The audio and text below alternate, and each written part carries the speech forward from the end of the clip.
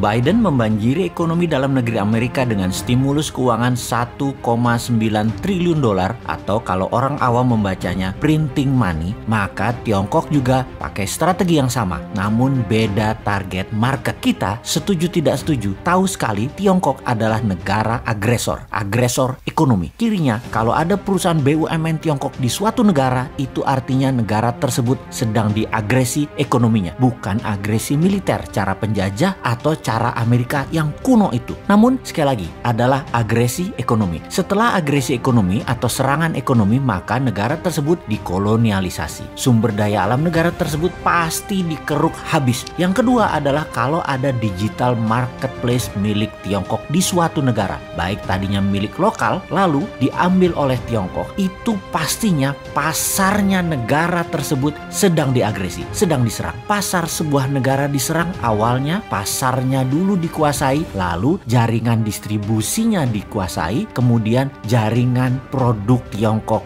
masuk. Kemudian ketika sistem pembayaran non-tunai asing masuk atau pembayaran non-tunai milik lokal kemudian dicaplok Tiongkok langsung atau tidak langsung, ini artinya sistem keuangan negara tersebut sedang diagresi. Semua ini terbungkus rapih dengan propaganda manisnya nanti ekonomi suatu negara tersebut jika bergabung dengan Tiongkok nantinya akan indah. Itu janjinya mereka, itu persepsi yang diberikan oleh mereka. Tapi nanti negara tadi suatu hari mereka jadi tua. Nanti negara yang diagresi tadi jadi kurus. Negara yang dikoloni jadi jelek, tak terawat karena nggak ada biaya maintenance, nggak ada biaya krim malam, nggak ada biaya sunblock, nggak ada biaya PRP, nggak dikrimbat rambutnya, nggak dipilates bodinya, nggak dikasih makan sehat tubuhnya. Begitu tua, jelek, penyakitan, pindahlah Tiongkok tadi cari bini baru. Sama, nggak bakal dirawat juga mereka. Ya dipakai terus aja sampai kering. Sedulur, perlukah kita urai apa sih yang negara tersebut atau negara selir-selir Tiongkok itu dikerjainnya? Juga ada pertanyaan, kok banyak sih negara mau jadi selirnya dan harus melayani kaisar Tiongkok tersebut? Strategi ekonominya ya sama seperti informasi di awal, dengan printing money. Itulah mengapa kita katakan berkali-kali, siapa negara yang pakai MMT? Ya hanya Tiongkok dan Amerika. Negara lain pakai teori ekonominya Adam Smith, pakai John Maynard Keynes, pakai ilmu-ilmu itu dah. Lalu bagaimana cara agar setelah SDA sebuah negara sudah di tangan, agresi berikutnya adalah pasar digital atau marketplace, dan setelah itu apa lagi? Yang dilakukan adalah mencekik ekonomi kelas bawah dengan mendapatkan dolar dari negara yang diagresi agar kering mata uang internasionalnya, agar kering mata uang multi currency negara yang diagresi tersebut. Tiongkok memberikan insentif di dalam negerinya. Insentif setiap dapat dolar dibayar renminbi 3 kali lipat. Misalnya baju batik dicetak di Tiongkok, dijual di marketplace. Batik Indonesia, buatan Indonesia, harga pasarannya adalah Rp150.000 untuk atasan. HPP garment di Solo katakan Rp80.000. HPP ini harga pokok di mana-mana di seluruh dunia ya 11-12 lah. Pasti orang semua bahannya sama, hitung-hitungannya pasti sama. Di marketplace tadi dijual Rp50.000 loh atasan tadi. Itu pabrik di seluruh dunia juga bingung. Mereka bisa jual Rp50.000 di bawah HPP. Apa untung? Jadi panik lah para reseller. Borong barang Cina tadi, borong barang Tiongkok tadi, jual di offline,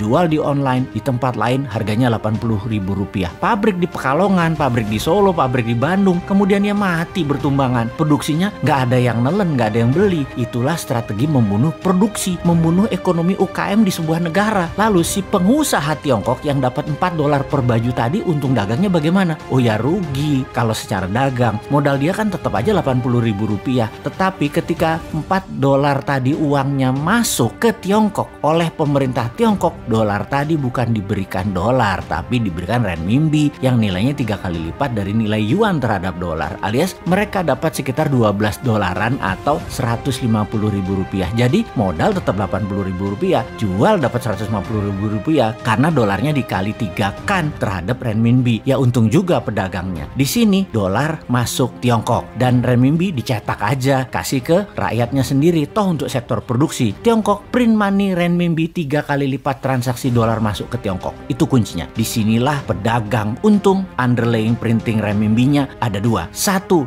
dolar yang nilainya sepertiga, sisanya manufaktur Tiongkok, sektor produktif, nggak bakal inflasi. Itulah teori MMT. Dengan satu strategi printing money, Tiongkok dapat dolar, Tiongkok dapat meningkatkan produksi, Tiongkok mematikan UKM negara koloninya, dan bisnis Tiongkok terus menyedot wilayah-wilayah lainnya lagi. Simpel kan bernegaranya mereka? Kok beginian aja nggak bisa ditiru sih? tempe bener. Nyampe nggak sih ilmu beginian ke pejabat ekonomi dan keuangan negara? Oke lah, sing sabar ya kaum new mind. Kita nonton aja old mind mainin negara. Walau nggak enak nontonnya, agak wahgu, kikuk.